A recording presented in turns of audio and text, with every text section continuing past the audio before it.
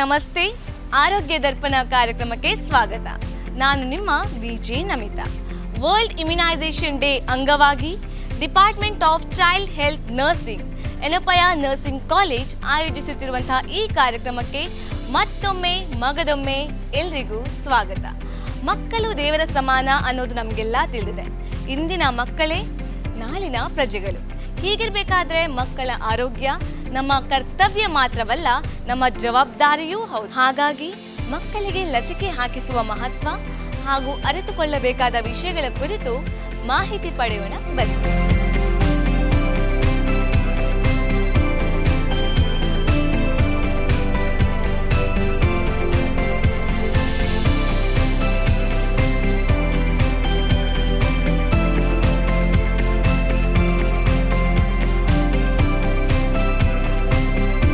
ವೀಕ್ಷಕರೇ, ಇಂದು ನಮ್ಮ ಜೊತೆಗೆ ಇದ್ದಾರೆ doctor Mithun, associate professor, department of paediatrics. ಅವರನ್ನು ಕಾರ್ಯಕ್ರಮಕ್ಕೆ ಸ್ವಾಗತಿಸೋಣ ಬನ್ನಿ. ಡಾಕ್ಟರ್ ನಮಸ್ತೆ. ನಮಸ್ತೆ. ಆರೋಗ್ಯ ದರ್ಪಣ ಕಾರ್ಯಕ್ರಮಕ್ಕೆ ಸ್ವಾಗತ ಡಾಕ್ಟರ್. Thank you. ಡಾಕ್ಟರ್, ಇದು ಪೆಡಿಯಾಟ್ರಿಕ್ಸ್ ಅಂದ್ರೆ ಮಕ್ಕಳಿಗೆ ಸಂಬಂಧಪಟ್ಟ department. So first of all ನೋಡುವಂತ ಕ್ವಶನ್ ಅಂದ್ರೆ ಈ ಲಸಿಕೆ ಅಂತ ಏನು ಹೇಳ್ತೀವೋ, ಲಸಿಕೆ ಅಂದ್ರೆ ಏನು ಡಾಕ್ಟರ್? ಓಕೆ, ಲಸಿಕೆ ಬಗ್ಗೆ ನೀವು ಗೊತ್ತಾಗಬೇಕು ಅಂದರೆ ಅದಕ್ಕಿಂತ ಮುಂಚೆ ಸ್ವಲ್ಪ ಈ ಮಕ್ಕಳಲ್ಲಿ ರೋಗ ಹೇಗೆ ಬರುತ್ತೆ ಅನ್ನೋದು ಸ್ವಲ್ಪ ತಿಳ್ಕೊಂಡ್ರೆ ಅವಾಗ ಲಸಿಕೆ ಬಗ್ಗೆ ತಿಳ್ಕೊಳ್ಳಿಕ್ಕೆ ಈಸಿ ಆಗ್ತದೆ. ಯಾವುದೇ ಒಂದು ಮಗುಗೆ ಅಥವಾ ಯಾರಿಗೇ ಆಗಲಿ ರೋಗ ಬರುತ್ತೆ ಅಂದರೆ ರೋಗಾಣುಗಳು ದೇಹದೊಳಗೆ ಪ್ರವೇಶ ಆದಾಗ ಇನ್ನೇನು ಮಾಡ್ತಾರೆ, ದೇಹ ಅದನ್ನು ಗುರುತಿಸಿ ಅದನ್ನು ನಾಶ ಮಾಡಲಿಕ್ಕೆ ಬೇಕಾಗಂತ ಎಲ್ಲ ಸಿದ್ಧತೆ ಮಾಡಿ ಅದನ್ನು ನಾಶ ಮಾಡಲಿಕ್ಕೆ ಟ್ರೈ ಮಾಡುತ್ತೆ. ಬಟ್ ರೋಗಾಣು ಕೂಡ ಒಂದು ಜೀವಾಣು ಆಗಿರೋದ್ರಿಂದ ಅದು ಕೂಡ ಅದನ್ನು ಫೈಟ್ ಮಾಡ್ತಾ ಇರುತ್ತೆ. ಸೊ ಅದೊಂಥರ ಯುದ್ಧ ಇದ್ದ ಹಾಗೆ. ಸೊ ಆ ಇದರಲ್ಲಿ ಬಾಡಿ ಅಂದರೆ ಶರೀರದ ಇಮ್ಯುನಿಟಿ ಪವರ್ ಓವರ್ಟೇಕ್ ಮಾಡಿಕೊಂಡು ರೋಗಾಣುಗಳನ್ನು ನಾಶ ಮಾಡಿ ಕಾಯಿಲೆಯನ್ನು ಕಡಿಮೆ ಮಾಡುತ್ತೆ. ಬಟ್ ಈ ಯುದ್ಧದಲ್ಲಿ ಕೆಲವು ಸಲ ಏನಾಗುತ್ತೆ, ಆ ರೋಗಾಣುಗಳು ಮೇಲ್ಗೈ ಆದಾಗ ಯಾರಿಗೇ ಆಗಲಿ, ಮಕ್ಕಳಿಗೆ ಆಗಲಿ ಅಥವಾ ದೊಡ್ಡವರಿಗೆ ಆಗಲಿ ರೋಗ ಲಕ್ಷಣಗಳು ಕಾಣ್ಕೊಳ್ಳುತ್ತೆ. ಅದಕ್ಕೆ ಜ್ವರ ಆಗಲಿ, ವಾಂತಿ, ಆ ಥರದ್ದೆಲ್ಲ ಅದು ರೋಗ ಲಕ್ಷಣಗಳು. ಸೊ ನಾವು ಲಸಿಕೆ ಅಂತಂದರೆ ಒಂದು ಸಣ್ಣ ಚುಚ್ಚುಮದ್ದು. ಅದೇನಿರುತ್ತೆ ಅಂದರೆ ಅದರಲ್ಲಿ ಈ ರೋಗಾಣುವಿನ ಒಂದು ಅಂಶನ ತಗೊಂಡು ಅದನ್ನು ರೋಗ ಇಲ್ಲದೇ ಇರೋ ಮಕ್ಕಳಿಗೆ, ಆರೋಗ್ಯವಂತವಾಗಿರುವಂಥ ಮಕ್ಕಳಿಗೆ ಅಥವಾ ದೊಡ್ಡವರಿಗೆ ಕೊಟ್ಟಾಗ ಅದು ಬಾಡಿ ಅಂತ ನಮ್ಮ ಶರೀರ ಅದನ್ನು ಒಂದು ರೋಗ ಎಂಟರ್ ಆಗಿದೆ, ರೋಗಾಣು ಬಂದಿದೆ ಅನ್ನೋ ಥರ ತಗೊಂಡು ಅದನ್ನು ಗುರುತಿಸಿ ಅದಕ್ಕೆ ಬೇಕಾದಂತಹ ಅದನ್ನು ನಾಶ ಮಾಡಲಿಕ್ಕೆ ಬೇಕಾದಂಥ ಸಿದ್ಧತೆಯನ್ನು ಮಾಡ್ಕೊಂಡ್ಬಿಡುತ್ತೆ. ಸೊ ಆವಾಗ ನಮಗೆ ರೋಗ ಲಕ್ಷಣಗಳು ಬರೋದಿಲ್ಲ, ಬಟ್ ಆಲ್ರೆಡಿ ಶರೀರದಲ್ಲಿ ಆ ರೋಗನ ಕಂಟ್ರೋಲ್ ಮಾಡುವಂಥ ಅಥವಾ ಆ ರೋಗಾಣುಗಳನ್ನು ನಾಶ ಮಾಡುವಂಥ ಒಂದು ಇಮ್ಯುನಿಟಿ ಪವರ್ ಡೆವಲಪ್ ಆಗ್ತದೆ. ಸೊ ಹಾಗಾಗಿ ಈ ಆರೋಗ್ಯವಂತ ಮಕ್ಕಳಿಗೆ ಇದನ್ನು ಕೊಡೋದರಿಂದ ಅವರು ಮುಂದೆ ಅದೇ ರೋಗಾಣು ಆ್ಯಕ್ಚುಲಿ ನಿಜವಾದಂಥ ರೋಗಾಣು ಅವರ ಶರೀರಕ್ಕೆ ಎಂಟ್ರಿ ಆದಾಗ ಆಲ್ರೆಡಿ ನಮ್ಮ ಬಾಡಿ ರೆಡಿ ಆಗಿರ್ತದೆ ಅದನ್ನು ಹೇಗೆ ನಾಶ ಮಾಡೋದು ಅಂತ. ಸೊ ಇಮಿಡಿಯೇಟ್ಲಿ ಅದು ಎಂಟ್ರಿ ಆದ ತಕ್ಷಣವೇ ರೋಗ ಲಕ್ಷಣಗಳು ಬರೋಕ್ಕಿಂತ ಮುಂಚೆನೇ ರೋಗಾಣು ನಾಶ ಆಗ್ತದೆ. ಸೊ ಹಾಗಾಗಿ ಮಕ್ಕಳಿಗೆ ರೋಗ ಬರೋದಿಲ್ಲ. ಸೊ ಇದೇ ರೀತಿದು ಕೆಲಸ ಮಾಡುತ್ತೆ ಲಸಿಕೆಗಳು. ಈ ಕೆಲಸನೇ ಮಾಡುತ್ತೆ. ಲಸಿಕೆ ಅಂತಂದರೆ ಆ ರೋಗಾಣುವಿನ ಒಂದು ಅಂಶನ ತಗೊಂಡು ಆರೋಗ್ಯವಂತ ಮಕ್ಕಳಿಗೆ ಕೊಟ್ಟು ಅವರ ಬಾಡಿಯಲ್ಲಿ ಅದಕ್ಕೆ ರೋಗಾಣು ಅಂದರೆ ರೋಗ ನಿಜವಾಗ್ಲೂ ಬಂದಾಗ ಅದನ್ನು ನಾಶ ಮಾಡೋಕ್ಕೆ ಬೇಕಾಗುವಂಥ ಒಂದು ಇಮ್ಯುನಿಟಿಯನ್ನು ಡೆವಲಪ್ ಮಾಡ್ಕೊಳ್ಳೋದು. ಡಾಕ್ಟರ್, ಈಗ ಸಾಮಾನ್ಯವಾಗಿ ಲಸಿಕೆ ಅನ್ನೋದು ನಾವು ಕಂಪಲ್ಸರಿ ಅಂತ ಹೇಳ್ತೀವಿ ಮಕ್ಕಳಿಗಾಗಿ. ಬಟ್ ಹುಟ್ಟಿದ ಮಗುವಿಗೆ ನಾವೀಗ ತಾಯಿ ಹಾಲಲ್ಲೂ ಆಗ್ಬೋದು ಇಮ್ಯುನಿಟಿ ಅನ್ನೋದಿರುತ್ತೆ.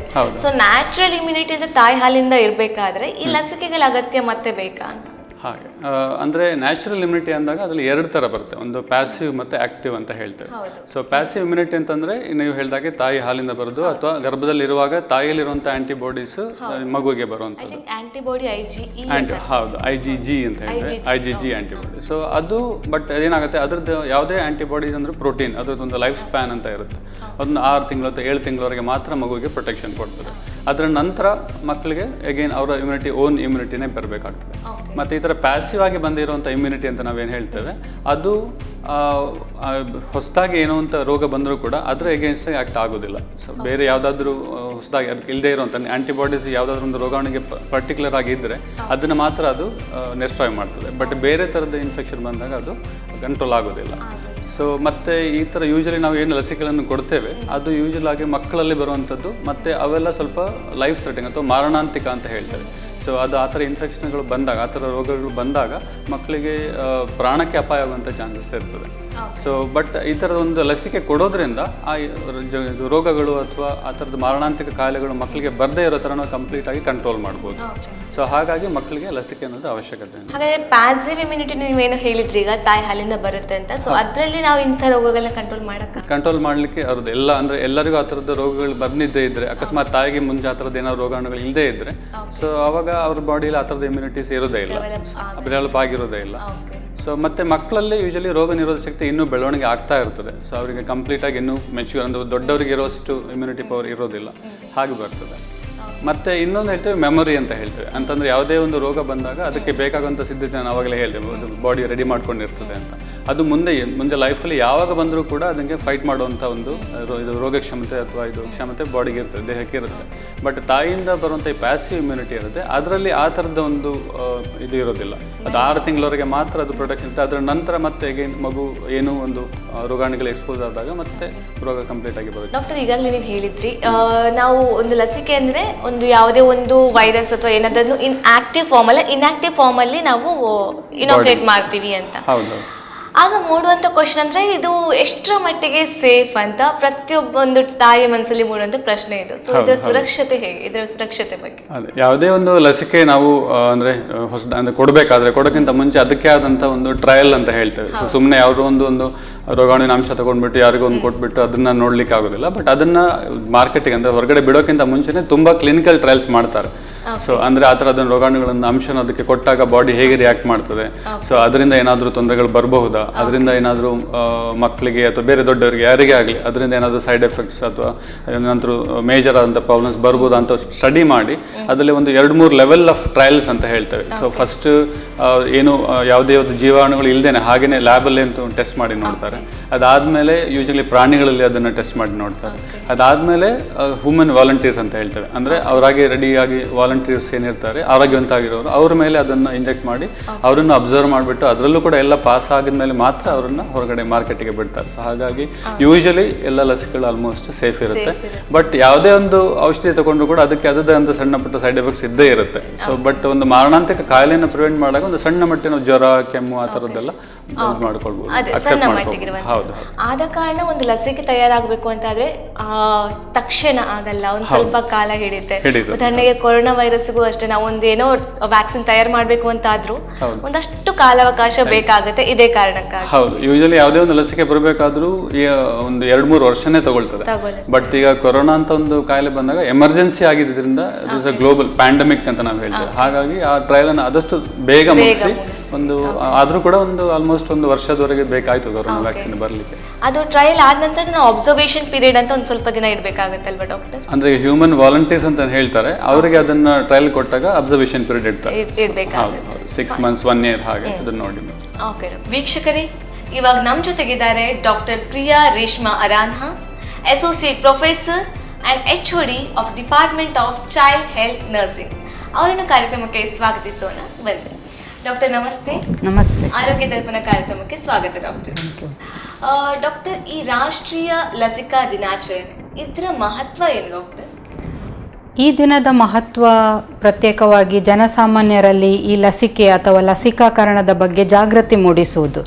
ಈಗ ತುಂಬ ಲಸಿಕೆಗಳಿವೆ, ಈ ಲಸಿಕೆ ಮಕ್ಕಳಿಗೆ ಯಾಕೆ ಬೇಕು, ಹಾಗೂ ಈ ಲಸಿಕೆಗಳಿಂದ ಜನಸಾಮಾನ್ಯರ ಆರೋಗ್ಯದ ಮೇಲೆ ಯಾವ ಪರಿಣಾಮ ಇದೆ, ಸೊ ಇದರ ಬಗ್ಗೆ ಜನಸಾಮಾನ್ಯರಿಗೆಲ್ಲ ಅರಿವು ಮೂಡಿಸುವುದೇ ಈ ದಿನದ ಒಂದು ಮಹತ್ವ. ಮತ್ತು ಪ್ರಸ್ತುತ ವರ್ಷದ ಲಸಿಕಾ ದಿನ ತುಂಬ ಇಂಪಾರ್ಟೆಂಟ್, ಯಾಕೆಂದರೆ ಈಗ COVID-19 ಮಹಾಮಾರಿಯ ಲಸಿಕೆ ಬಂದಿದ್ದು ನಾವೆಲ್ಲ ಇದರ ಪ್ರಯೋಜನ ಪಡೆದಿದ್ದೇವೆ. ಹೌದು. ಸೊ ಯಾವುದೇ ಒಂದು ಈಗ ದೇಶ ಕಂಪ್ಲೀಟ್ ಆಗಿ ಸುರಕ್ಷಿತವಾಗಿರಬೇಕು ಅಂತ ಅದರಲ್ಲಿ ಅರಿವು ಅಥವಾ ಏನು ಪ್ರಿಕಾಷನ್ಸ್ ನಾವು ತಗೋತೀವಿ, ಸೊಸೈಟಿಗೆ ಏನೊಂದು ಮೆಸೇಜ್ ಕೊಡ್ತೀವಿ, ಅದು ತುಂಬ ಇಂಪಾರ್ಟೆಂಟ್ ಆಗುತ್ತೆ.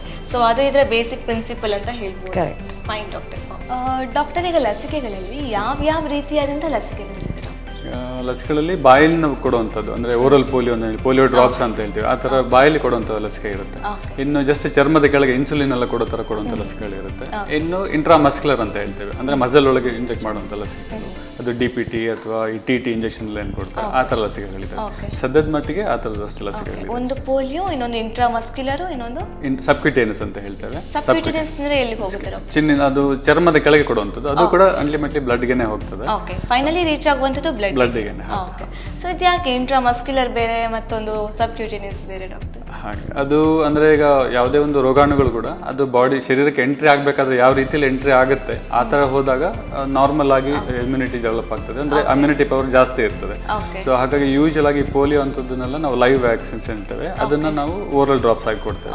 ಸೊ ಆವಾಗ ಅದು ನಾರ್ಮಲ್ ಅಂದರೆ ನ್ಯಾಚುರಲ್ ಯಾವ ಎಷ್ಟು ಚೆನ್ನಾಗಿ ಅಂದರೆ ನಾರ್ಮಲ್ ಆಗಿ ನ್ಯಾಚುರಲ್ ಆಗಿ ಏನು ರೋಗ ಬರುತ್ತೆ ಆ ಥರದ ರೂಟಲ್ಲಿ ಹೋದಾಗ ಬಾಡಿ ರೆಸ್ಪಾನ್ಸ್ ಕೂಡ ಚೆನ್ನಾಗಿರ್ತದೆ, ಅವಾಗ ನಮ್ಮ ಇಮ್ಯುನಿಟಿ ಪವರ್ ಕೂಡ ಜಾಸ್ತಿ ಇರುತ್ತೆ. ಹಾಗಾಗಿ ಯೂಶಲಿ ಅದು ಓರಲ್ ಇದನ್ನು ಇದು ಮಾಡ್ತಾರೆ. ಮತ್ತು ಸಬ್ಕ್ಯುಟೇನಿಯಸ್ ಮತ್ತು ಇಂಟ್ರಾಮಸ್ಕ್ಯುಲರ್ ಅದು ಕೂಡ ಅದರದ್ದು ಇಮ್ಯುನಿಟಿ ಪವರ್ನ ಇಂಪ್ರೂವ್ ಮಾಡಲಿಕ್ಕೆ ಆ ಥರದ್ದು ಇದನ್ನು ಕಂಡುಹಿಡ್ಕೊಂಡು. ಓಕೆ, ಸೊ ಈಗ ಆಂಟಿಜನ್ ಅಂದರೆ ಯಾವುದೇ ಒಂದು ವೈರಸ್ ಆಗಿರ್ಬೋದು ಅಥವಾ ಯಾವುದೇ ಒಂದು ಬೇರೆ ನಮಗೆ ಏನು ಬಾಡಿಗೆ ಎಫೆಕ್ಟ್ ಮಾಡುತ್ತೋ ಅದನ್ನು ನಾವು ಆಂಟಿಜನ್ ಅಂತ ಹೇಳ್ತೀವಿ. ಸೊ ಆಂಟಿಜನ್ ಮೇಲೆ ಡಿಪೆಂಡ್ ಆಗೋದು ಈ ಯಾವ ರೀತಿ ಕೊಡಬೇಕು ಅಂತಾನ? ಹೌದು, ಅಂದರೆ ಆಂಟಿಜನ್ ಕೊಟ್ಟಾಗ ಬಾಡಿ ರೆಸ್ಪಾನ್ಸ್ ಹೇಗೆ ಇರುತ್ತೆ ಅಂದರೆ ಈಗ ನಾವು ಹೇಳಿದ್ನಲ್ಲ ಟ್ರಯಲ್ ಮಾಡ್ತಾರೆ ಅಂತೇಳಿ, ಅದರಲ್ಲಿ ಕೂಡ ನೋಡ್ತಾರೆ ಯಾವ ರೂಟಲ್ಲಿ ಕೊಟ್ಟರೆ it is more effective. So ಆ ರೂಟನ್ನು ಕಂಡುಹಿಡ್ಕೊಂಡು ಅದ್ರ ಪ್ರಕಾರ ನಾವು ಡಿಸೈಡ್ ಕೊಡುವಂಥದ್ದು. ಸೊ ಯಾವ ರೀತಿಯಾದಂಥ ರೋಗಗಳನ್ನ ತಡೆಗಟ್ಟಬಹುದು ಡಾಕ್ಟರ್ ಇದರಿಂದ? ಸದ್ಯದ ಮಟ್ಟಿಗೆ ನಮ್ಗೆ ಗೊತ್ತಿರೋ ಪ್ರಕಾರ ಪೋಲಿಯೋ ಮತ್ತೆ ಈ ಧನುರ್ವಾಯು ಅಥವಾ ಇದು ಹೇಳ್ತೇವೆ ಏನು ವೂಪಿಂಗ್ ಕಾಫ್ ಅಂತ ಹೇಳ್ತೇವೆ, ಅಂದ್ರೆ DPT ಅಂತ ನಾವು ಹೇಳ್ತೇವೆ ಇಂಗ್ಲಿಷಲ್ಲಿ. ಅದು ವೂಪಿಂಗ್ ಕಾಫ್ ಅಂದ್ರೆ ಅದೊಂದು ಕಾಂಪೊನೆಂಟ್. ಡಿಪ್ತೀರಿಯಾ, ಪರ್ಟುಸಿಸ್, ಟೆಟನಸ್ ಆಗಿ 3 ಬರುತ್ತೆ. ಅದು ಅದರಲ್ಲಿ ಟೆಟನಸ್ಗೆ ಧನುರ್ವಾಯು ಅಂತ ಹೇಳ್ತೀವಿ. ಅದೇ ತರ ಈ ನಾಯಿ ಕೆಮ್ಮು ಅಂತ ವೂಪಿಂಗ್ ಕಾಫ್ ಅಂತ, ಹಾಗೆ ಆ ಥರ DPT ಅದು ಡಿಫ್ತೀರಿಯಾ, ಪರ್ಟುಸಿಸ್, ಟೆಟನಸ್ ಅದಕ್ಕಿದೆ. ಮತ್ತು ಹೆಪಟೈಟಿಸ್ B ಅಂದರೆ ಕಾಮಾಲೆ ರೋಗ ಏನು ಬರುತ್ತೆ, ಜಾಂಡಿಸ್ ಬರುತ್ತೆ, ಅದಕ್ಕುಂಟು. ಮತ್ತು ಅದೇ ಥರ ಈ ನ್ಯೂಮೋಕಾಕಲ್ ಅಂತ ಬಂದಿದೆ, ನ್ಯೂಮೋನಿಯಾ ಕಾಸ್ ಮಾಡುವಂಥದ್ದು, ಸೊ ಅದಕ್ಕೆ ಇದೆ. ಮತ್ತು ಇದು ಕ್ಷಯ ರೋಗ, TBಗೆ ವ್ಯಾಕ್ಸಿನ್ ಉಂಟು. ಸೊ ಮತ್ತು ಈಗ ಇತ್ತೀಚೆಗೆ ಕೊರೋನಾಗೆ ಅದು ಕೂಡ ವ್ಯಾಕ್ಸಿನ್ ಬಂದಿದೆ. ಮತ್ತು ಚಿಕನ್ ಪಾಕ್ಸ್ಗಿದೆ, ಮತ್ತು ಈ ನಾಯಿ ಕಚ್ಚಿದಾಗ ಕೊಡುವಂಥ ವ್ಯಾಕ್ಸಿನ್ ಅದು ಕೂಡ ಉಂಟು, ರೇಬೀಸ್ ವ್ಯಾಕ್ಸಿನ್ ಅಂತ ಹೇಳ್ತಾರೆ. ಸೊ ಸದ್ಯದ ಮಟ್ಟಿಗೆ ಈ ಥರದ ಕೆಲವು ರೋಗಗಳಿಗೆ ವ್ಯಾಕ್ಸಿನ್ಸ್ ಇದೆ. ಡಾಕ್ಟರ್, ಈಗ ಇದು ಮಕ್ಕಳಿಗೆ ಮಾತ್ರ ಅಲ್ಲ, ಬದಲಾಗಿ ದೊಡ್ಡರಿಗೂ ಬರುವಂಥ ಕಾಯಿಲೆ ಅಲ್ವಾ? ಹೌದು. ಸೊ ಇದು ಮಕ್ಕಳಿರುವಾಗ ಅಂದರೆ ಚಿಕ್ಕ ವಯಸ್ಸಲ್ಲಿ ಈ ವ್ಯಾಕ್ಸಿನ್ಸ್ ಕೊಟ್ಬಿಟ್ರೆ ಸೇಫ್ ಅಂತ? ಹೌದು, ಅಂದರೆ ಈಗ ಕೆಲವು ರೋಗಗಳು ಮಕ್ಕಳಲ್ಲಿ ಜಾಸ್ತಿ ಅಂದರೆ ಮಾರಣಾಂತಿಕವಾಗಿರ್ತವೆ, ಅಂದರೆ ತುಂಬ ಸೀರಿಯಸ್ ಆಗ್ತದೆ. ಸೊ ಆ ಥರದವನು ಚಿಕ್ಕ ಇರುವಾಗಲೇ ಕೊಡ್ತಾರೆ. ಮತ್ತು ಕೆಲವು ಇದು ಏನಾಗುತ್ತೆ, ರೋಗಗಳು ಚಿಕ್ಕ ಇರುವಾಗ ಕೊಟ್ಟಾಗ ಅವ್ರ ಬಾಡಿ ಆಲ್ರೆಡಿ ಪ್ರಿಪೇರ್ಡ್ ಆಗಿರ್ತದೆ, ದೊಡ್ಡ ಆದಮೇಲೆ ಕೂಡ ಆ ಥರದ ರೋಗಗಳು ಬರೋ ಚಾನ್ಸಸ್ ಕಡಿಮೆ. ಎಸ್ಪೆಷಲಿ ನ್ಯೂಮೋಕಾಕಲ್ ಎಲ್ಲ ಕೊಟ್ಟರೆ ಅವ್ರಿಗೆ ಮುಂದೆ ಇದು ವ್ಯಾಕ್ಸಿನ್ ಕೂಡ ಬರೋದು ಅಂದರೆ ರೋಗ ಬರೋದು ಕೂಡ ಸ್ವಲ್ಪ ಕಡಿಮೆ ಆಗ್ತದೆ. ಈಗ ಚಿಕನ್ ಪಾಕ್ಸ್ ಕೂಡ ಹಾಗೆ, ಮೊದಲೇ ಕೊಟ್ಬಿಟ್ಟಿದ್ರೆ ಅವ್ರಿಗೆ ನೆಕ್ಸ್ಟ್ ಯಾವಾಗಲೂ ಕೂಡ ಚಿಕನ್ ಪಾಕ್ಸ್ ಬರೋದಿಲ್ಲ. So precaution is better than cure ಅಂತ ಹೇಳಿದಕ್ಕೆ ಇದು ಎಕ್ಸಾಂಪಲ್. ಫೈನ್. ಈ ಮಕ್ಕಳಿಗೆ ಲಸಿಕೆ ನೀಡೋದು ಯಾರು? ಇದು ಲಸಿಕೆ ಎಲ್ಲಿ ನೀಡುತ್ತಾರೆ ಎಂಬುದರ ಬಗ್ಗೆ ನಮಗೆ ಗೊತ್ತಿರಬೇಕು. ಅಂದರೆ ನೀವೀಗ ಪ್ರೈವೇಟ್ ಕ್ಲಿನಿಕ್ಕಿಗೆ ಹೋದರೆ ಅಲ್ಲಿ ಮಕ್ಕಳ ಡಾಕ್ಟರ್ ನೀಡ್ತಾರೆ. ಆದರೆ ನೀವು ಸರ್ಕಾರಿ ಆಸ್ಪತ್ರೆ ಅಥವಾ ಪ್ರಾಥಮಿಕ ಆರೋಗ್ಯ ಕೇಂದ್ರ, ಈ ಪ್ರೈಮರಿ ಹೆಲ್ತ್ ಸೆಂಟರ್ ಅಂತ ಹೇಳ್ತೇವೆ, ಅಥವಾ ಮೆಡಿಕಲ್ ಕಾಲೇಜ್ ಆಸ್ಪತ್ರೆಗಳಲ್ಲಿ ನುರಿತ ದಾದಿಯರೇ ಮಕ್ಕಳಿಗೆ ಲಸಿಕೆ ನೀಡುವುದು. ನರ್ಸ್ಗಳು. ಸೊ ಈಗ ನೀವಾಗಲೇ ಹೇಳಿದ್ರಿ ಇಷ್ಟು ಡಿಫ್ರೆನ್ಸ್ ಇರುತ್ತೆ ಅಂತ. ಈಗ ಖಾಸಗಿ ಅಂದರೆ ಪ್ರೈವೇಟು ಆ್ಯಂಡ್ ಸರ್ಕಾರಿ ಆಸ್ಪತ್ರೆ, ಹಾಗೆ ಪ್ರಾಥಮಿಕ ಆರೋಗ್ಯ ಕೇಂದ್ರ ಮತ್ತು ಮೆಡಿಕಲ್ ಕಾಲೇಜು ಆಸ್ಪತ್ರೆ, ಇಲ್ಲಿ ನೀಡುವಂಥ ಲಸಿಕೆಯಲ್ಲಿ ಏನಾದರೂ ಡಿಫ್ರೆನ್ಸ್ ಇದೆಯಾ, ವ್ಯತ್ಯಾಸ ಇದೆಯಾ? ಲಸಿಕೆಯಲ್ಲಿ ಯಾವುದು ವ್ಯತ್ಯಾಸ ಇಲ್ಲ. ಈಗ ಮುಖ್ಯವಾಗಿ ಈ ಸರ್ಕಾರಿ ವಲಯ ನಾವು ಹೇಳ್ತೇವೆ, ಅಂದರೆ ಈ ಗೌರ್ಮೆಂಟ್ ಹಾಸ್ಪಿಟಲ್ಸ್ ಅಥವಾ ಪ್ರೈಮರಿ ಹೆಲ್ತ್ ಸೆಂಟರ್ಸ್, ಪ್ರಾಥಮಿಕ ಆರೋಗ್ಯ ಕೇಂದ್ರ, ಇದರಲ್ಲಿ ಲಸಿಕೆ ಉಚಿತವಾಗಿ ಸಿಗುತ್ತದೆ. ಆದರೆ ನೀವು ಪ್ರೈವೇಟ್ ಹಾಸ್ಪಿಟಲ್ಗೆ ಅಥವಾ ಪ್ರೈವೇಟ್ ಕ್ಲಿನಿಕ್ಕಿಗೆ ಹೋದರೆ ಅಲ್ಲಿ ನೀವು ಹಣ ಪೇ ಮಾಡಬೇಕಾಗ್ತದೆ. ಅದನ್ನು ಬಿಟ್ಟು ಯಾವುದು ವ್ಯತ್ಯಾಸ ಇಲ್ಲ. ಯಾಕೆಂದರೆ ನಮ್ಮ ದೇಶದಲ್ಲಿ ಸಿಗುವ ಎಲ್ಲ ಲಸಿಕೆಗಳು ಈ drug control general of India ಅಂತ ಹೇಳ್ತೇವೆ, ಅದರಿಂದ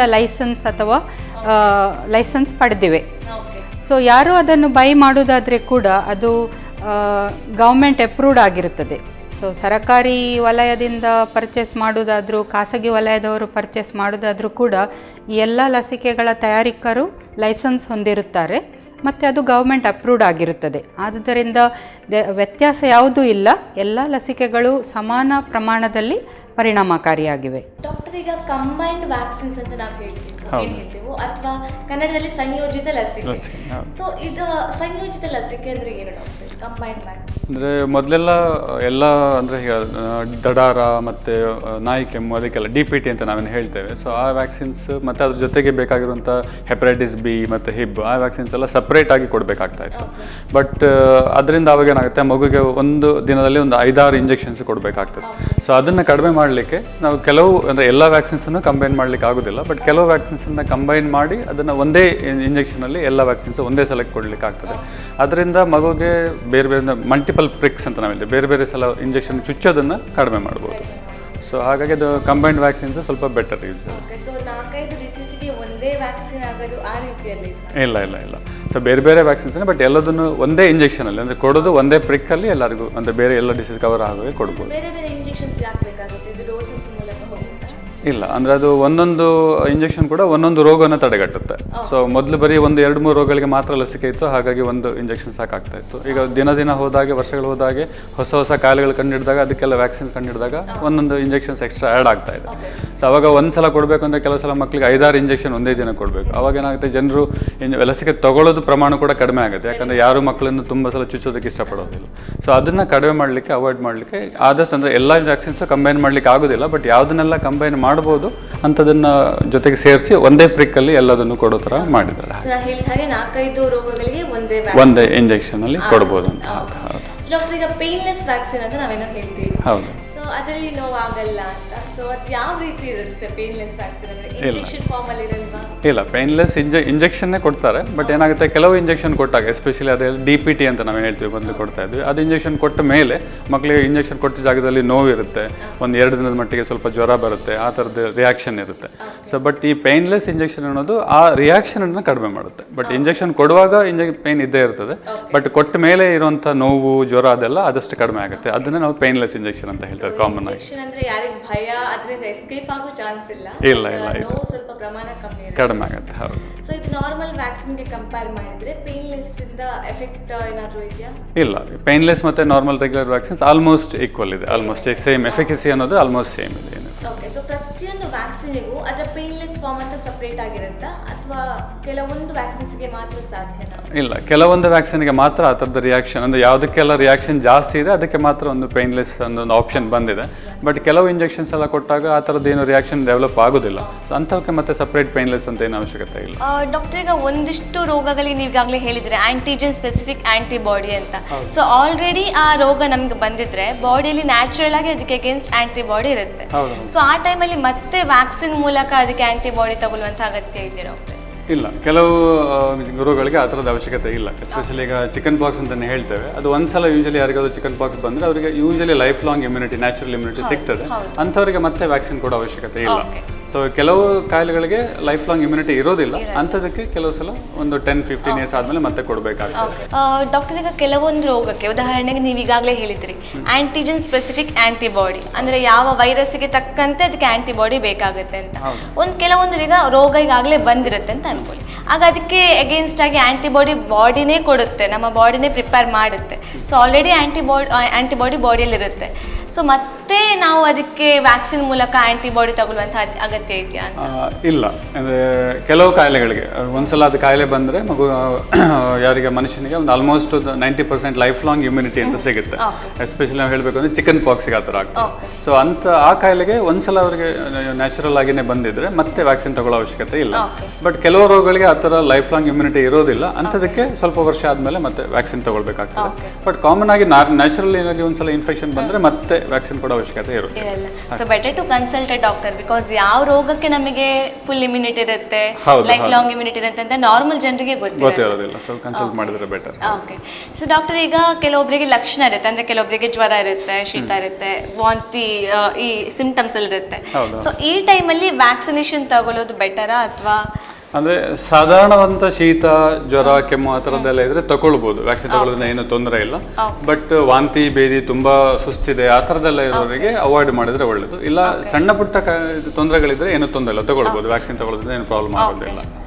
ಸಣ್ಣ ಪುಟ್ಟ ಅಂದ್ರೆ ಇದೆ ಕಂಟಿನ್ಯೂಸ್ ಆಗಿ ತುಂಬಾ ಟೈಮಿಂದ ಇದ್ರೆ ಬೇಡ ಅಂತ ಹೇಳೋದನ್ನ ಅಲ್ಲ, ಒಂದು 2-3 ಜನಕ್ಕೆ ಕೆಲವರಿಗೆ ಸ್ವಲ್ಪ ಕೋಲ್ಡ್, ಶೀತ ಇರುತ್ತೆ, ಕೆಮ್ಮು ಇರುತ್ತೆ, ಸಣ್ಣ ಮಟ್ಟಿಗೆ ಜ್ವರ ಇರುತ್ತೆ, ಆ ಥರ ಎಲ್ಲ ಇದ್ದವರು ತಗೊಳ್ಬೋದು.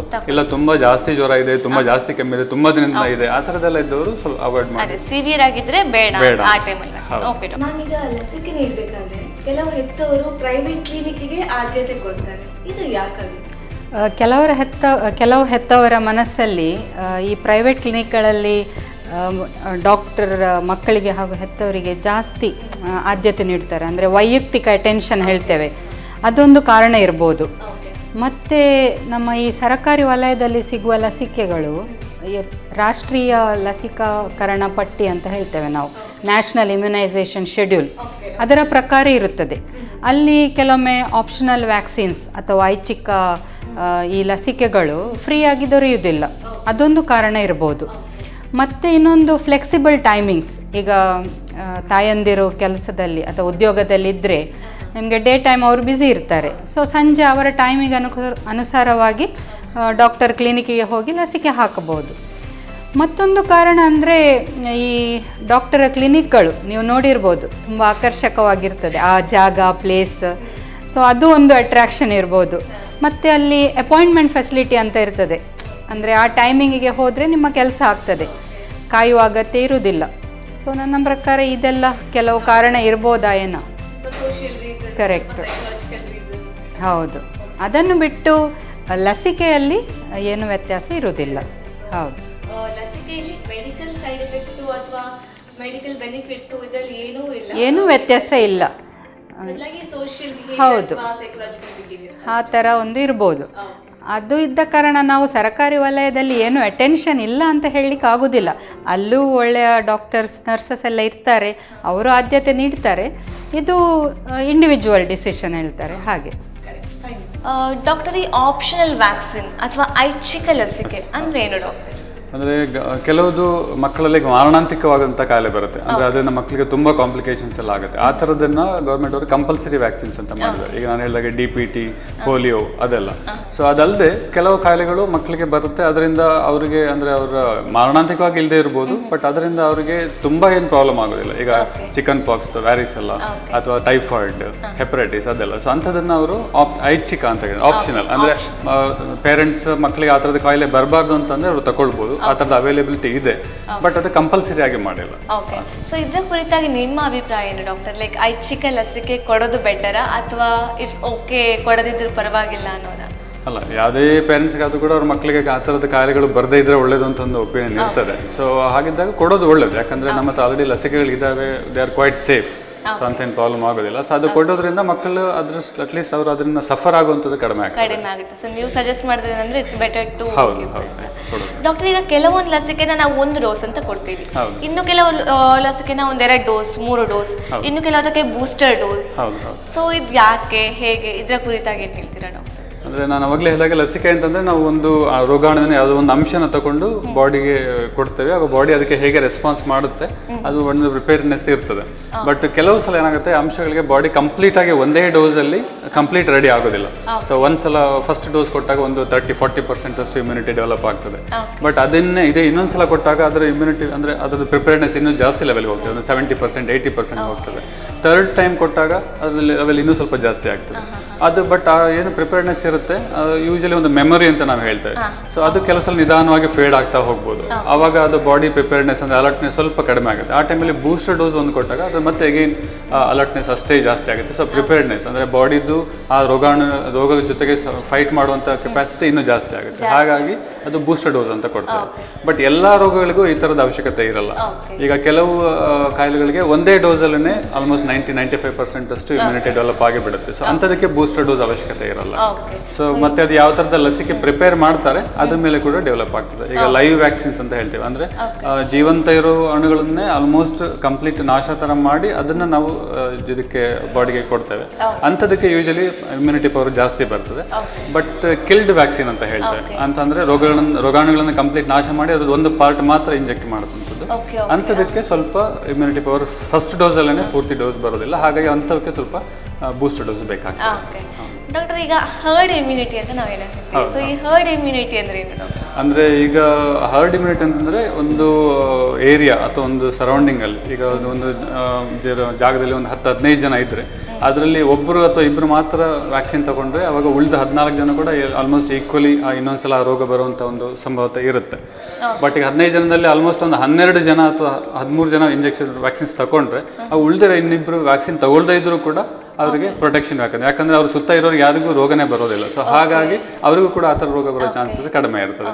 ಅದು ಎಸ್ಪೆಷಲಿ ಯೂಶಲಿ ಮನುಷ್ಯರಿಂದ ಮನುಷ್ಯರಿಗೆ ಹರಡುವಂಥ ರೋಗ ಏನಿರುತ್ತೆ ಅಂಥದ್ರಲ್ಲಿ ಹರ್ಡ್ ಇಮ್ಯುನಿಟಿ ಜಾಸ್ತಿ ಇರುತ್ತೆ. ಸೊ ಇದರಲ್ಲಿ ಸೈನ್ಸ್ ಅನ್ನೋದೇನಿಲ್ಲ, ಬಟ್ ಪ್ರೊಬ್ಯಾಬಿಲಿಟಿ ಕಮ್ಮಿ ಆಗುತ್ತೆ ಅಂತ ಹೇಳಿ ಅಂದ್ರೆ ಸೈನ್ಸ್ ಕೂಡ ಬರ್ತದೆ. ಅಂದ್ರೆ ಕೆಲವು ಈ ತರ ಮನುಷ್ಯರಿಂದ ಮನುಷ್ಯರಿಗೆ ಹರಡುವಂಥ ಇದರಲ್ಲಿ ಈಗ ಅವರು ವ್ಯಾಕ್ಸಿನ್ಸ್ ತಗೊಂಡಾಗ ಅವ್ರ ಬಾಡಿಯಿಂದ ಅದು ಹೋಗುವಂಥ ರೋಗಾಣುಗಳು ಏನಿರುತ್ತೆ, ಯಾಕಂದ್ರೆ ಈಗ ಅಲ್ಲಿ ಶ್ವಾಸಕೋಶ ಅಂದ್ರೆ ಉಸಿರಾಡೋದ್ರಿಂದ ಸ್ಪ್ರೆಡ್ ಆಗುವಂಥ ಕಾಯಿಲೆ ಇರ್ಬೋದು, ಅಥವಾ ಕೆಲವು ಸಲ ಈ ಯೂರಿನ್ ಅಥವಾ ಫೀಸಿ ಅದರಿಂದ ಹರಡುವಂಥ ಕಾಯಿಲೆ ಇರ್ಬೋದು. ಅವಾಗ ಅವರಿಂದ ಲಸಿಕೆ ತಗೊಂಡರಿಂದ ಆ ಲೈವ್ ವ್ಯಾಕ್ಸಿನ್ಸ್ ಅಥವಾ ಏನಿರುತ್ತೆ ಅದು ಲೈವ್ ವ್ಯಾಕ್ಸಿನ್ಸ್ ಕೊಟ್ಟಾಗ ಅದು ರೋಗಗಳು ಸ್ವಲ್ಪ ಕೂಡ ಹೊರಗೆ ಹೋಗುವಾಗ ಅದೊಂದು ಅಂದರೆ ಬಾಡಿಗೆ ಅಫೆಕ್ಟ್ ಮಾಡುವಂಥ ಪವರ್ ತುಂಬ ಕಡಿಮೆ ಇರುತ್ತೆ. ಆವಾಗ ಅದು ಇನ್ನೊಂದು ಮನುಷ್ಯನಿಗೆ ಹೋದಾಗ ಕೂಡ ಅವನಿಗೆ ಅಂಥ ಮೇಜರ್ ಆದಂತಹ ಏನು ತೊಂದರೆಗಳು ಬರೋದಿಲ್ಲ, ಬಟ್ ಸಣ್ಣ ಮಟ್ಟಿಗೆ ಅವನ ಬಾಡಿ ಆಲ್ರೆಡಿ ಪ್ರಿಪೇರ್ ಆಗಿಬಿಡುತ್ತೆ. ಸೊ ಅವನು ವ್ಯಾಕ್ಸಿನ್ ತಗೊಳ್ಳದೇ ಇದ್ರೂ ಕೂಡ ವ್ಯಾಕ್ಸಿನ್ ತಗೊಳ್ಳೋದಷ್ಟು ಎಫೆಕ್ಟ್ ಸಿಗ್ತದೆ. ಬಟ್ ಅದಕ್ಕೆ ಆಲ್ಮೋಸ್ಟ್ ಒಂದು ಏರಿಯಾದಲ್ಲಿ 80 to 85% ಜನ ವ್ಯಾಕ್ಸಿನ್ ತಗೊಂಡ್ರೆ ಮಾತ್ರ ಹರ್ಡ್ ಇಮ್ಯುನಿಟಿ ಚಾನ್ಸ್ ಇರೋದು. ಒಂದು ಅದಕ್ಕಿಂತ ಕಡಿಮೆ ಜನ ತಗೊಂಡ್ರೆ ಚಾನ್ಸ್ ಇಲ್ಲ. ಡಾಕ್ಟರ್, ಈಗ ಈ ಲಸಿಕೆ ಹಾಕುವುದರಿಂದ ಯಾವುದೇ ಒಂದು ರೋಗನ 100% ಪ್ರಿವೆಂಟ್ ಮಾಡ್ಲಿಕ್ಕೆ ಸಾಧ್ಯನಾ? ಬರದೇ ಇಲ್ಲ ಅನ್ನೋ ರೀತಿ ಚಾನ್ಸಸ್ ಇದೆಯಾ? ಕೆಲವು ಅಂದರೆ ಏನು ಹೇಳ್ತಾರೆ, ಕೆಲವಂಥ ಒಂದು ರೋಗಾಣು ಚಿಕನ್ ಪಾಕ್ಸ್ ಆ ಥರದ್ದೆಲ್ಲ ಯೂಶಲಿ ಒಂದು ವ್ಯಾಕ್ಸಿನ್ ಕೊಟ್ಟು ಫುಲ್ ಕಂಪ್ಲೀಟ್ ಕೋರ್ಸ್ ಅಂದರೆ ಒಂದು 2 ಡೋಸ್ ಕೊಟ್ಟ ಮೇಲೆ ಯೂಶಲಿ ಒಂದು 99% ಅಷ್ಟು ಪ್ರೊಟೆಕ್ಷನ್ ಸಿಗ್ತದೆ. ಸೊ ಬಟ್ ಎಲ್ಲ ಕಾಯಿಲೆಗಳಿಗೂ ಅದೇ ಥರ ಆಗುತ್ತೆ ಅಂತ ಹೇಳಲಿಕ್ಕಾಗಲ್ಲ. ಬಟ್ ಆಲ್ಮೋಸ್ಟ್ ಎಲ್ಲ ವ್ಯಾಕ್ಸಿನ್ಸ್ ಆಲ್ಮೋಸ್ಟ್ ಒಂದು ಅಬೌವ್ 90% ಪ್ರೊಟೆಕ್ಷನ್ ಗ್ಯಾರಂಟಿ ಕೊಡ್ತದೆ. ಬಟ್ ಆ ಪ್ರೊಟೆಕ್ಷನ್ ಅಗೈನ್ ಇದು ಕೂಡ ಒಂದು ಇಮ್ಯೂನ್ ಪ್ರೊಸೆಸ್ ಆಗಿರೋದ್ರಿಂದ ಅದ್ರದ್ದು ಒಂದು ಲೈಫ್ ಒಂದು 10-15 ವರ್ಷದವರೆಗೆ ಆ ಥರದ್ದು ಇರ್ತದೆ. ಸೊ ಜೀವನ ಪರ್ಯಂತ ಪ್ರೊಟೆಕ್ಷನ್ ಕೊಡುವಂಥದ್ದು ಆಲ್ಮೋಸ್ಟ್ ಇಲ್ಲ, ಬಟ್ ಒಂದು 90% ಅಷ್ಟು ರೋಗಗಳನ್ನ ಕಂಪ್ಲೀಟ್ ಆಗಿ ಅವಾಯ್ಡ್ ಮಾಡ್ಬೋದು ಲಸಿಕೆ. ಸೈನ್ಸ್ ಅಂದಮೇಲೆ 99.9 ಅಂತ ನಾವು ಹೋಗ್ಬೋದು, 100% ಅಂತ ಯಾವುದಕ್ಕೂ ಕೊಡಕ್ಕಾಗಲ್ಲ ಅಂತ ಅನ್ಕೊಳ್ತೀವಿ. ಡಾಕ್ಟರ್, ಈಗ ವಿಟಮಿನ್ ಎ ಅಥವಾ ವಿಟಮಿನ್ ಎ ಸಿರಪ್ ಅಥವಾ ದ್ರಾವಣ ಅಂತ ನಾವೀಗ ಹೇಳ್ತೀವೋ ಅದು ಒಂದು ಲಸಿಕೆನಾ? ವಿಟಮಿನ್ ಎ ಅನ್ನೋದು ಲಸಿಕೆ ಅಲ್ಲ, ಅದು ಒಂದು ಸಪ್ಲಿಮೆಂಟ್. ಅಂತಂದರೆ ವಿಟಮಿನ್ ಎಗೆ ಸ್ವಲ್ಪ ಇಮ್ಯುನಿಟಿ ಅಥವಾ ಬಾಡಿ ನಿರೋಧಕ ಶಕ್ತಿಯನ್ನು ಮೇಂಟೈನ್ ಮಾಡುವಂಥ ಒಂದು ಸ್ವಲ್ಪ ಕೆಪಾಸಿಟಿ ಉಂಟು. ಸೊ ಅದರದ್ದು ವಿಟಮಿನ್ ಎ ಕಡಿಮೆ ಆದಾಗ ಕೆಲವೊಂದು ಇದು ದಡಾರ ಆ ಥರದ್ದೆಲ್ಲ ಕೆಲವು ಇನ್ಫೆಕ್ಷನ್ಗಳು ಅಥವಾ ರೋಗಗಳು ಬರೋ ಚಾನ್ಸ್ ಇರುತ್ತೆ. ಬಟ್ ಅದನ್ನು ತಡಿಲಿಕ್ಕೆ ವಿಟಮಿನ್ ಎ ಹೆಲ್ಪ್ ಆಗ್ತದೆ. ಬಟ್ ಅದನ್ನು ಲಸಿಕೆಯಿಂದ ತಗೊಳ್ಳಿಕ್ಕಾಗಲ್ಲ, ಇದೊಂದು ವಿಟಮಿನ್ ಎ ಸಪ್ಲಿಮೆಂಟ್ ಅಂತ. ಅದೇ ಡೆಫಿಷಿಯನ್ಸಿಂದ ಏನು ನಮಗೆ ಸಿಂಪ್ಟಮ್ಸ್ ಕ್ರಿಯೇಟ್ ಆಗುತ್ತೋ ಅದನ್ನು ತಡೆಗಟ್ಟಲಿಕ್ಕೋಸ್ಕರ ಸಿರಪ್ ಕೊಡ್ತಾರೆ. ಡಾಕ್ಟರ್, ಈಗ ಇತ್ತೀಚೆಗೆ ನಾವು ಕಾಣ್ಬೋದು ಏನಂದ್ರೆ ಪ್ರೀಮೆಚೂರ್ ಬೇಬೀಸ್, ಅವಧಿ ಪೂರ್ವ ಹುಟ್ಟಿದ ಮಗು ಹೆಚ್ಚಾಗಿ ಕಾಣಬಹುದಾದಂತಹ ಪರಿಸ್ಥಿತಿ. ಸೊ ಇಂತಹ ಮಕ್ಕಳಿಗೆ ನಾರ್ಮಲ್ ವೇಳಾಪಟ್ಟಿಯಲ್ಲಿ ಕೊಡುವಂತಹ ವ್ಯಾಕ್ಸಿನ್ಸ್ ಕೊಡ್ಬೋದಾ ಅಥವಾ ಏನಾದ್ರೂ ಚೇಂಜಸ್ ಇರುತ್ತಾ ಅವರ ಶೆಡ್ಯೂಲ್ ಅಲ್ಲಿ, ವೇಳಾಪಟ್ಟಿಯಲ್ಲಿ ಏನಾದ್ರೂ ಚೇಂಜಸ್ ಇರುತ್ತಾ? ಅದೇ ಅವಧಿ ಪೂರ್ಣವಾಗಿ ಅಥವಾ ಪ್ರಿಮೆಚೂರ್ ಬೇಬೀಸ್ ಏನಿರುತ್ತೆ ಅದ್ರ ತೂಕ ಸ್ವಲ್ಪ ಕಡಿಮೆ ಇರ್ತದೆ. ಸೊ ಹಾಗಾಗಿ ಕೆಲವು ಹುಟ್ಟಿದ ತಕ್ಷಣ ಕೊಡುವಂತ ಕೆಲವು ಇಂಜೆಕ್ಷನ್ಸ್ ಅಂದ್ರೆ ಹೆಪಟೈಟಿಸ್ ಬಿ ಯಾವುದು ಮಸ್ಕ್ಯುಲರ್ ಆಗಿ ಕೊಡ್ತೇವೆ, ಅದರಲ್ಲಿ ಕೊಡುವಂಥದ್ದು ಆಗುದಿಲ್ಲ. ಹಾಗಾಗಿ ಸ್ವಲ್ಪ ತೂಕ ಜಾಸ್ತಿ ಆದ್ಮೇಲೆ ಅದನ್ನು ಕೊಡ್ತೇವೆ. ಸೊ ಅದು ಬಿಟ್ಟರೆ ಬಾಕಿ ಶೆಡ್ಯೂಲ್ ಅಂತ ಹೇಳ್ತೇವೆ ಅದೆಲ್ಲ ಬೇರೆ ಮಕ್ಕಳಿಗೆ ಏನು ಕೊಡ್ತೇವೆ ಅದೇ ತರ ಇರ್ತದೆ. ಸೊ ಹೊಸ ಏನು ತುಂಬಾ ವ್ಯತ್ಯಾಸ ಇರೋದಿಲ್ಲ. ಸೊ ಸ್ಟಾರ್ಟಿಂಗ್ ಅಲ್ಲಿ ಚೂರು ವೇರಿಯೇಷನ್ಸ್ ಇರಬಹುದು, ಆಮೇಲೆ ಸೇಮ್ ಕಂಟಿನ್ಯೂ ಆಗುತ್ತೆ. ಸೊ ಬೇರೆ ಡಿಫರೆನ್ಸ್ ಏನಿಲ್ಲ. ಸೊ ಡಾಕ್ಟರ್, ಇಲ್ಲಿವರೆಗೂ ವ್ಯಾಕ್ಸಿನ್ಸ್ ಕುರಿತಾಗಿ ಸಂಪೂರ್ಣ ಮಾಹಿತಿನ ನಮಗೆ ತಿಳಿಸ್ಕೊಟ್ರಿ. ಯಾವ ರೀತಿಯಾದಂಥ ವ್ಯಾಕ್ಸಿನ್ಸ್ ಇದೆ, ಹೇಗೆ ಕೊಡ್ಬೋದು, ಯಾವ ರೀತಿಯಾಗಿ ಅದು ಡಿಸೀಸ್ನ ಕಂಟ್ರೋಲ್ ಮಾಡುತ್ತೆ, ಸಂಪೂರ್ಣ ಮಾಹಿತಿನ ತಿಳಿಸ್ಕೊಟ್ರಿ. ತುಂಬ ಹೃದಯದ ಧನ್ಯವಾದ ಡಾಕ್ಟರ್. ಮ್ಯಾಮ್, ಈಗ ಇಮ್ಯುನೈಸೇಷನ್ ಕಾರ್ಡ್ ಅಥವಾ ಲಸಿಕೆ ಕಾರ್ಡ್ ಅಂತ ನಾವೇನು ಹೇಳ್ತೀವೋ ಇದರ ಮಹತ್ವ ಏನು ಮ್ಯಾಮ್? ಈಗ ಲಸಿಕಾ ಕಾರ್ಡ್ ಅದು ಒಂದು ಲಸಿಕಾಕರಣ ಅಥವಾ ಇಮ್ಯುನೈಸೇಷನ್ ಒಂದು ಅಂಗ ಅಂತ ಹೇಳ್ಬೋದು. ಬೇರೆ ಬೇರೆ ಆಸ್ಪತ್ರೆಗಳಲ್ಲಿ ಬೇರೆ ಬೇರೆ ಬಗೆಯ ಕಾರ್ಡ್ಗಳಿವೆ. ಈಗ ಇದು ನಮ್ಮ ಆಸ್ಪತ್ರೆಯ ಇಮ್ಯುನೈಸೇಷನ್ ಕಾರ್ಡ್ ನಾವು ಹೇಳ್ತಾ ಇದ್ವಿ. ಇದರಲ್ಲಿ ನೋಡ್ಬೋದು ತುಂಬಾ ಅಟ್ರಾಕ್ಟಿವ್ ಇದೆ, pink for girls, blue for boys ಅಂತ. ಸೊ ಈ ಲಸಿಕಾ ಕಾರ್ಡ್ ಇಂದ ಅಥವಾ ಇಮ್ಯುನೈಸೇಷನ್ ಕಾರ್ಡ್ ಅಂತ ಹೇಳ್ತೇವೆ, ಇದರಲ್ಲಿ ಯಾವ ಲಸಿಕೆಗಳು ಯಾವಾಗ ಕೊಡಬೇಕು ಅಂತ ಡೀಟೇಲ್ ಇರ್ತದೆ. ಆದ ಕಾರಣ ತಾಯಂದಿರಿಗೆ ಕೂಡ ನೆಕ್ಸ್ಟ್ ಲಸಿಕೆ ಯಾವಾಗ ನೀಡಬೇಕು ಒಂದು ಐಡಿಯಾ ಇರ್ತದೆ. ಹಾಗೂ ಸಪೋಸ್ ಮಕ್ಕಳು ಆಸ್ಪತ್ರೆಗೆ ಹೋದ್ರೆ ಏನಾದ್ರೂ ರೋಗ ಅಥವಾ ಏನಾದ್ರೂ ಪ್ರಾಬ್ಲಮ್ ಆಗಿ ಆಸ್ಪತ್ರೆಗೆ ಹೋದ್ರೆ ಆ ಮಕ್ಕಳಿಗೆ ಲಸಿಕೆ ಕಂಪ್ಲೀಟ್ ಆಗಿ ದೊರೆತಿದೆಯಾ ಇಲ್ವಾ ಅಂತ ಯಾರಿಗಾದ್ರೂ ಈ ಕಾರ್ಡ್ ನೋಡಿದ್ರೆ ಗೊತ್ತಾಗುತ್ತೆ. ಅದಕ್ಕೋಸ್ಕರ immunisation card is also important because ಸಾಮಾನ್ಯ ಜನರಿಗೆ ನಮಗೆ ಅದ್ರ ಬಗ್ಗೆ ಐಡಿಯಾ ಇರಲ್ಲ. ಸೊ ಈ ರೀತಿ ಒಂದು ಕಾರ್ಡ್ ಇದ್ರೆ ಯಾವ ಟೈಮಲ್ಲಿ ಡಾಕ್ಟರ್ ಹತ್ರ ಹೋಗ್ಬೇಕು, ಲಸಿಕೆ ಕೊಡ್ಬೇಕು ಅಂತ ಹಾಕಿಸ್ಲು ಬರುವ ಹೆತ್ತವರು ಅರಿತಿರ್ಬೇಕಾದ ಅಂಶಗಳು ಯಾವುದು? ಪ್ರಥಮವಾಗಿ ಮಗುವಿನ ಆರೋಗ್ಯ ಹೇಗಿದೆ ಅಂತ ನೋಡಬೇಕು. ಈಗ ಕೆಲವೊಮ್ಮೆ ಮಕ್ಕಳಿಗೆ ಈ ಕೋಲ್ಡ್ ಕಾಫ್ ಸೌಮ್ಯ ಪ್ರಮಾಣದಲ್ಲಿ ಇರುತ್ತದೆ, ಆ ಥರ ಇದ್ದರೆ ಅವರು ಲಸಿಕೆ ಹಾಕಿಸ್ಬೋದು. ಆದರೆ ಸಪೋಸ್ ವಾಂತಿ ಭೇದಿ ಅಥವಾ ತುಂಬ ಜ್ವರ ಆ ಥರ ಇದ್ದರೆ 1-2 ದಿನ ಲಸಿಕೆ ಹಾಕುವನ್ನು ಪೋಸ್ಟ್ಪೋನ್ ಮಾಡ್ಬೋದು ಮತ್ತು ವೈದ್ಯರ ಸಲಹೆ ಪಡೆಯಬೇಕು. ಅದು ಫಸ್ಟ್ ಥಿಂಗ್. ಆಮೇಲೆ ಪ್ರತಿ ಸಲ ಬರುವಾಗ ಇಮ್ಯುನೈಸೇಷನ್ ಕಾರ್ಡ್ ನಾವು ತೋರಿಸಿದ್ವಿ ಆಗ ಅದನ್ನು ತಪ್ಪದೆ ತರಬೇಕು. ಮತ್ತು ಮಗುವಿಗೆ ಹಾಕುವ ಬಟ್ಟೆ, ಅದು ಕಾಲಿಗೆ ಕೊಡುವಂಥದ್ದು, ಕೈಗೆ ಕೊಡುವಂಥದ್ದು ಚುಚ್ಚುಮದ್ದು ಇರುತ್ತದೆ. ಅದಕ್ಕೋಸ್ಕರ ಒಂದು ಲೂಸ್ ಕಂಫರ್ಟೇಬಲ್ ಡ್ರೆಸ್ ಬೇಬಿಗೆ ಹಾಕಬೇಕು. ಅಂತೆ ತಾಯಂದಿರು ಕೂಡ ಹಾಲುಣಿಸಲು ಪೂರಕವಾಗಿರುವಂತಹ ಬಟ್ಟೆ ಧರಿಸಿದರೆ ಉತ್ತಮ. ಯಾಕೆಂದರೆ ಇಮ್ಯುನೈಸೇಷನ್ ಕೊಟ್ಟಾದಮೇಲೆ ಮಗುವಿಗೆ ಹಾಲುಣಿಸುವುದು ಉತ್ತಮ ಅಂತ ಹೇಳ್ತಾರೆ. ಮತ್ತು ಸ್ವಲ್ಪ ಮಕ್ಕಳು ದೊಡ್ಡವರಿದ್ದರೆ ಅವರ ಮೈಂಡನ್ನು ಡಿಸ್ಟ್ರ್ಯಾಕ್ಟ್ ಮಾಡಲಿಕ್ಕೆ ಆಟಿಕೆ ಅಥವಾ ಟಾಯ್ಸ್ ಕೂಡ ತರ್ಬೋದು. ಅಂದರೆ ಆ ಇಂಜೆಕ್ಷನ್ ಕೊಡುವಾಗ ನೋವಾಗ್ತದೆ, ಆದರೆ ಮಕ್ಕಳು ಬೇಗ ಡೈವರ್ಟ್ ಆಗ್ತಾರೆ. ಹೌದು, ಅದಕ್ಕೋಸ್ಕರ ಅವರ ಫೇವ್ರೆಟ್ ಟಾಯ್ಸ್ ಕೂಡ ತರ್ಬೋದು. ಆಮೇಲೆ ಪೋಲಿಯೋ ಡ್ರಾಪ್ಸ್ ನೀಡಲಿದ್ದರೆ ನಾವು ನೆನಪಿಡಬೇಕು, 20ರಿಂದ 30 ನಿಮಿಷ ಮಗುವಿಗೆ ಏನು ಕೊಡಬಾರ್ದು, ಹಾಲು ಅಥವಾ ಬೇರೆ ಏನು ಕುಡಿಲಿಕ್ಕೆ ಕೊಡಬಾರ್ದು. ಸೊ ಈಗ ಏನಾದರೂ ಮೈಲ್ಡ್ ಸಿಂಪ್ಟಮ್ಸ್ ಇದ್ದರೆ ಪರವಾಗಿಲ್ಲ ಅಂದ್ರಿ, ಸೊ ಬೇರೆ ಸ್ವಲ್ಪ ಸೀರಿಯಸ್ ಸಿಂಪ್ಟಮ್ಸ್ ಇದ್ದರೆ ಪೋಸ್ಟ್ಪೋನ್ ಮಾಡೋದು ಒಳ್ಳೆಯದು. ಹೌದು. ಯಾಕಾಗಿ ಮ್ಯಾಮ್ ಪ್ರಾಬ್ಲಮ್ ಆಗುತ್ತೆ? ಪ್ರಾಬ್ಲಮ್ ಅಂದರೆ ಸಪೋಸ್ ಮಗುವಿಗೆ ಈಗ ನೀವು ಕೇಳಿದ್ರಿ, ಡಾಕ್ಟ್ರ್ ಹೇಳಿದರು, ವ್ಯಾಕ್ಸಿನ್ ಎಂಬುದು ಆ ರೋಗ ಜಂತುವಿನ ಸ್ವಲ್ಪ ಸೂಕ್ಷ್ಮ ಕಣ ಅಂತ. ಸೊ ಅಲ್ಲಿ ಏನಾದರೂ ರಿಯಾಕ್ಷನ್ ಆಗ್ಬೋದು, ಅದು ಚಾನ್ಸಸ್ ಇದೆ. ಆದರೆ ಮೈಲ್ಡ್ ಫೀವರ್ ಅಥವಾ ಕೋಲ್ಡ್ ಕಾಫ್ ಇದ್ದರೆ ಪ್ರಾಬ್ಲಮ್ ಇಲ್ಲ. ಆದರೆ ಜೋರು ವಾಂತಿ ಭೇದಿ ಅಥವಾ ತುಂಬ ಜ್ವರ ಇದ್ದರೆ ಡಾಕ್ಟರ್ ಸಲಹೆ ಪಡೆಯೋದು ಉತ್ತಮ. ಮ್ಯಾಮ್, ಈಗ ಈ ಲಸಿಕೆ ನೀಡಿದ ನಂತರ ಹೆತ್ತವರು ಮಾಡಬೇಕಾದ ಕೆಲಸ ಏನು ಮಾಡಬೇಕಾಗುತ್ತೆ? ಲಸಿಕೆ ನೀಡಿದ ನಂತರ ಒಂದು 20ರಿಂದ 30 ನಿಮಿಷ ಅಲ್ಲಿ ಇಮ್ಯುನೈಸೇಷನ್ ಕ್ಲಿನಿಕ್ ಅಥವಾ ಹಾಸ್ಪಿಟ್ಲಲ್ಲಿ ಹೆತ್ತವರು ಇರಬೇಕು. ಯಾಕೆಂದರೆ ಕೆಲವೊಮ್ಮೆ ಈ ಅಲರ್ಜಿಕ್ ರಿಯಾಕ್ಷನ್ ಹೇಳ್ತಾರಲ್ಲ, ಅದು ಆಗುವ ಚಾನ್ಸ್ ಉಂಟು. ಅಂದರೆ ಮಗುವಿನ ಮೈ ಮೇಲೆ ಕೆಂಪು ರ್ಯಾಷಸ್ ಥರ ಬರ್ಬೋದು, ಅಥವಾ ಮೈಯ ಚರ್ಮ ಕೆಂಪಾಗುತ್ತದೆ. ಇದಕ್ಕೆ ನಾವು ಅಲರ್ಜಿಕ್ ರಿಯಾಕ್ಷನ್ ಹೇಳ್ತಾರೆ. ಸೊ ಸಪೋಸ್ ಹಾಗೆ ಆದಲ್ಲಿ ಅಲ್ಲಿರುವ ಡಾಕ್ಟರ್ಸ್ ಅಥವಾ ನರ್ಸ್ ಅದನ್ನು ನೋಡಿಕೊಳ್ತಾರೆ. ಆಮೇಲೆ ಇಂಜೆಕ್ಷನ್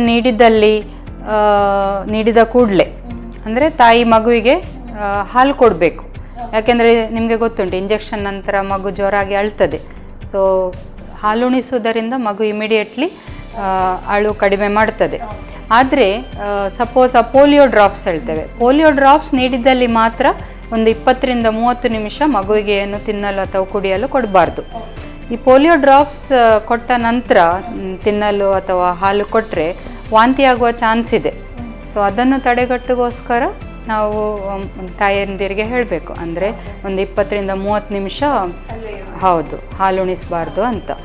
ಮತ್ತು ಕೆಲವೊಮ್ಮೆ ಏನಾಗ್ತದೆ, ಈ DPT ಇಂಜೆಕ್ಷನ್ಸ್ ಅಂತ ಹೇಳ್ತೇವೆ ನಾವು, ಅಥವಾ ಪೆಂಟಾವ್ಯಾಕ್ ಅಂತ, ಅದು ಮಸಲ್ಸಿಗೆ ಕೊಡುವಂಥದ್ದು.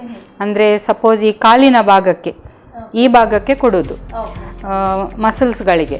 ಆ ಇಂಜೆಕ್ಷನ್ ಕೊಟ್ಟ ಮೇಲೆ ಮಗುವಿಗೆ ಆ ಭಾಗ ಕೆಂಪಾಗ್ಬೋದು ಅಥವಾ ಅಲ್ಲಿ ಊತ ಬರ್ಬೋದು, ಹಾರ್ಡ್ ಆಗ್ತದೆ ಕೆಲವೊಮ್ಮೆ. ಮತ್ತು ಮಗು ತುಂಬ ಅಳ್ಬೋದು, ಜ್ವರ ಕೂಡ ಬರ್ಬೋದು. ಆದರೆ ಹೆದರುವ ಅಗತ್ಯ ಇಲ್ಲ, ಇದು 1-2 ದಿವಸದಲ್ಲಿ ಸರಿಯಾಗ್ತದೆ.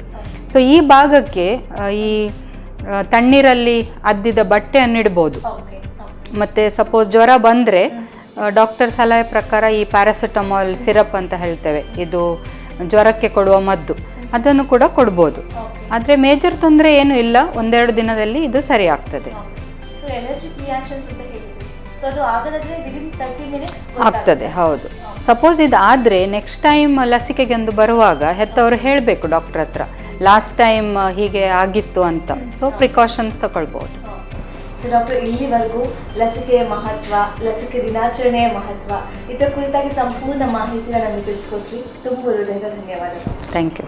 ವೀಕ್ಷಕರೇ, ಇಂದಿನ ಈ ಸಂಚಿಕೆಯಲ್ಲಿ ಡಾಕ್ಟರ್ ಮಿಥುನ್ ಹಾಗೂ ಡಾಕ್ಟರ್ ಪ್ರಿಯಾ ರೇಷ್ಮಾ ಅರಣ್ಣ ಅವರು ಮಕ್ಕಳಿಗೆ ಲಸಿಕೆ ಹಾಕಿಸುವ ಮಹತ್ವ ಹಾಗೂ ಅರಿತುಕೊಳ್ಳಬೇಕಾದ ವಿಷಯಗಳ ಕುರಿತು ಸಂಪೂರ್ಣ ಮಾಹಿತಿನ ನಮಗೆ ತಿಳಿಸ್ಕೊಟ್ಟಿದ್ದಾರೆ. ಮುಂದಿನ ಸಂಚಿಕೆಯಲ್ಲಿ ಇನ್ನೊಂದು ವಿಷಯದೊಡನೆ, ಇನ್ನಷ್ಟು ಮಾಹಿತಿಗಳೊಡನೆ ನಾವು ನಿಮ್ಮ ಮುಂದೆ ಬರ್ತೀವಿ. ಅಲ್ಲಿ ತನಕ ನೋಡ್ತಾ ಇರಿ ನಮ್ಮ ಟಿವಿ. ನಮಸ್ಕಾರ.